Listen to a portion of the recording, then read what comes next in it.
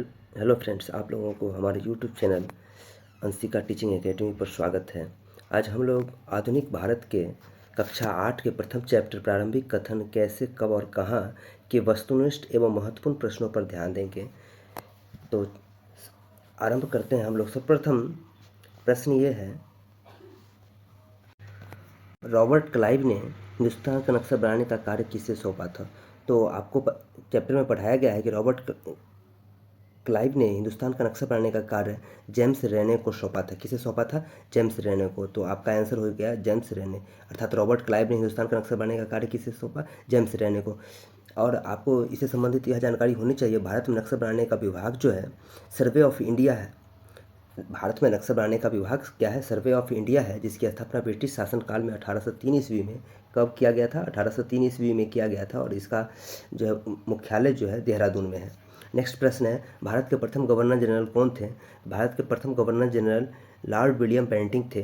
भारत के प्रथम governor general कौन थे? लॉर्ड विलियम बेंटिंक थे। आपको ज्ञात होना चाहिए कि भारत का गवर्नर जनरल जो है लॉर्ड विलियम बेंटिक जो है 1833 ईस्वी में इन्होंने अपना पद संभाला था। 1833 ईस्वी में। इससे पहले भारत का गवर्नर जनरल की जगह पर बंगाल का गवर्नर जनरल हुआ करता था। तो अर्थात बंगाल का अंतिम गवर्नर जनरल जो है यह लॉर्ड विलियम बेंटिक है। और स्वतंत्र भारत का, स्वतंत्र नहीं, मतलब भारत का जो है प्रथम गवर्नर जनरल जो है ये आपका लॉर्ड विलियम बेंटिक होंगे।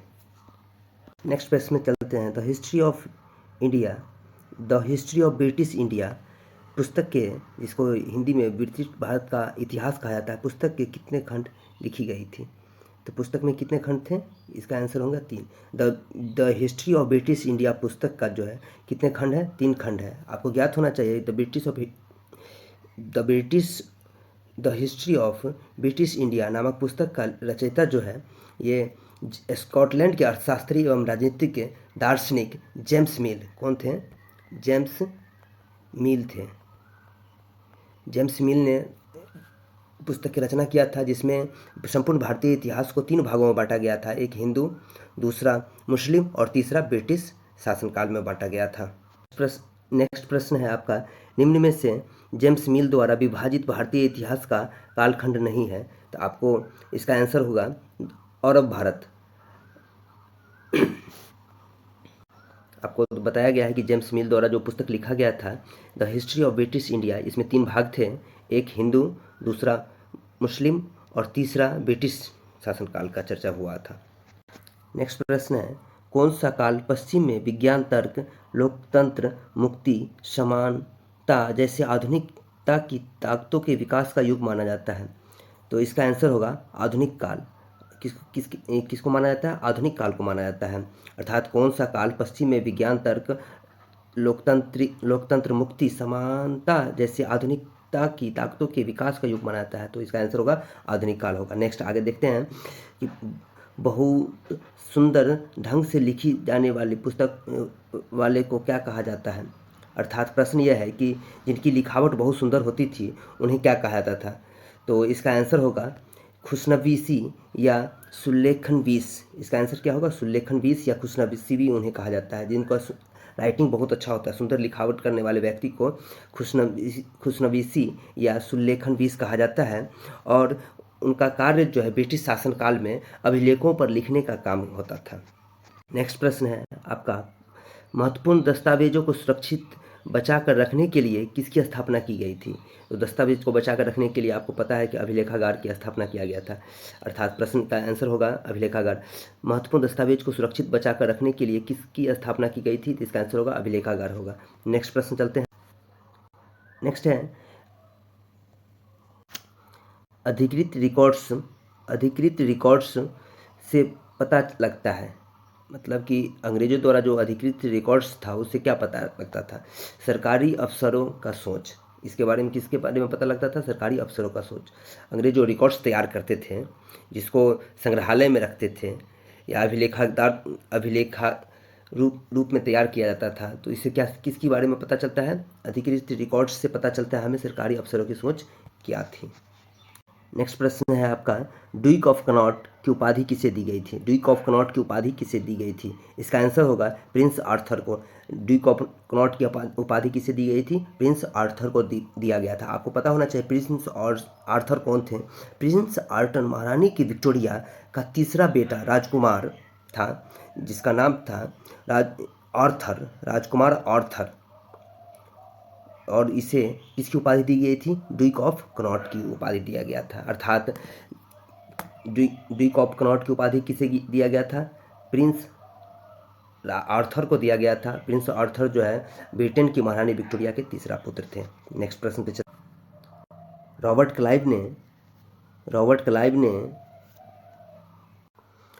क्लाइव ने किस व्यक्ति को हिंदुस्तान का नक्शा बनाने का कार्य सौंपा था? इसका आंसर होगा जेम्स रेने को। रॉबर्ट क्लाइव ने किस व्यक्ति को हिंदुस्तान का नक्शा बनाने का कार्य सौंपा था? जेम्स रेने को सौंपा था। आपको तो पता है कि भारत में नक्शा का जो है मुख्यालय कहाँ है? नक्शा बनाने का सर्वे ऑफ इंडिया जिसको कहा जाता है, उसका मुख्यालय देहरादून में है। नेक्स्ट आपका प्रश्न है, इतिहास में किन घटनाओं के लिए तिथियाँ महत्वपूर्ण हैं? इतिहास में किन घटनाओं के लिए तिथियाँ महत्वपूर्ण हैं? तो इसका आंसर होगा, इतिहास में निम्न घटनाओं के लिए तिथियाँ महत्वपूर्ण है, जैसे राजाओं को कब ताज पहनाया गया, किस साल उनकी शादी हुई, किस साल उनके घर बच्चे पैदा हुए, किस साल वह कौन सी लड़ाई लड़ी, कब लड़े, उनकी मृत्यु कब हुई, और इनके बाद सत्ता पे कौन आए। नेक्स्ट प्रश्न पे चलते हैं, भारत का प्रथम गवर्नर जनरल कौन था? भारत का प्रथम गवर्नर जनरल, जो बंगाल का गवर्नर जनरल के रूप में जाना जाते थे, उनको वारेन हेस्टिंग्स। भारत का प्रथम गवर्नर जनरल कौन थे? Warren Hastings. कब थे?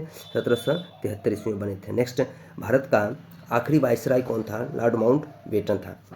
भारत का आखिरी वायसराय कौन था? लॉर्ड माउंटबेटन था। और जब भारतीय अधिनियम जब आ गया, भारतीय अधिनियम आ गया, इसके पश्चात भारत का जो है प्रथम गवर्नर जनरल जो है वो किसको बनाया गया था? लॉर्ड विलियम बेंटिक को बनाया गया था। आगे प्रश्न पे चलते हैं कि जेम्स मिल कौन था? जेम्स मिल कौन था? जेम्स मिल के बारे में पता है कि आपको बताया गया कि जेम्स मिल जो है स्कॉटलैंड का एक अर्थशास्त्री एवं राजनीतिक दार्शनिक था। जेम्स मिल स्कॉटलैंड का एक अर्थशास्त्री एवं राजनीतिक दार्शनिक था, जिन्होंने पुस्तक the history of British India नामक पुस्तक लिखा था।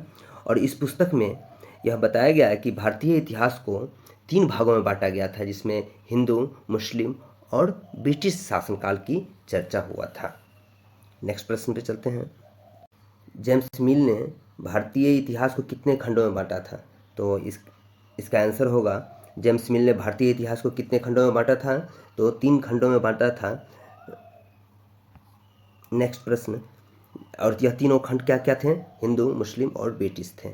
अब अगला प्रश्न चलते हैं, भारतीय इतिहासकारों ने भारतीय इतिहास को कितने भागों में बांटा? मतलब भारतीय इतिहासकारों ने भारत के इतिहास जो है इसको कितने भागों में बांटा? तो इसको 3 भागों में बांटा, जिसके बारे में हम लोग अभी अध्ययन करते हैं। जैसे प्रथम प्राचीन भारत का इतिहास, दूसरा मध्यकालीन भारत का इतिहास, तीसरा आधुनिक भारत का इतिहास। नेक्स्ट प्रश्न पे चलते हैं, अंग्रेजों को क्यों लगता था कि सही शासन चलाने के लिए सर्वेक्षण महत्वपूर्ण होता है? अर्थात अंग्रेजों को क्यों लगता था कि सही शासन चलाने के लिए सर्वेक्षण महत्वपूर्ण होता है? तो इसका निम्न कारण है। सर्वप्रथम, अंग्रेजों को विश्वास था कि किसी देश पर अच्छी शासन चलाने के लिए उन्हें सही ढंग से जानना जरूरी है। दूसरा, सर्वेक्षण से धरती की सतह, मिट्टी की गुणवत्ता, पेड़ पौधे, जंतु एवं स्थायी इतिहास के बारे में जानकारी मिलती है। और तीसरा महत्वपूर्ण यह था कि इसी कदम से अंग्रेजों ने जनगणना की शुरुआत की थी और कई प्रकार के सर्वेक्षण किए। अर्थात यहाँ से आपको यह भी ध्यान रखना चाहिए कि भारत में जनगणना की शुरुआत किसने किया था? अंग्रेजों ने किया गया था। और उसी समय उसने जनगणना को 10 वर्षों के लिए लागू किया था। प्रत्येक 10 वर्षों के बाद जनगणना होती है। नेक्स्ट प्रश्न पे चलते,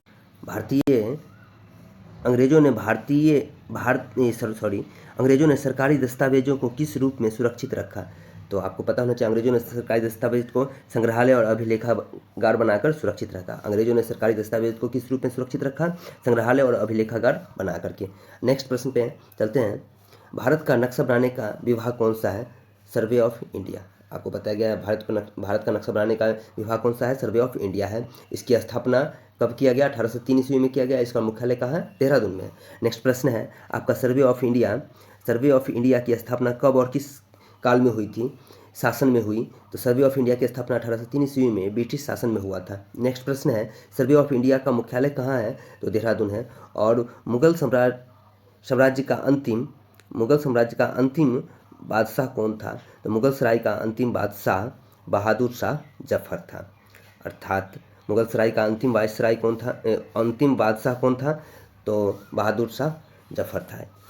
इस प्रकार आपका यह प्रथम चैप्टर से संबंधित वस्तुनिष्ठ प्रश्न एवं महत्वपूर्ण प्रश्न समाप्त हो गए।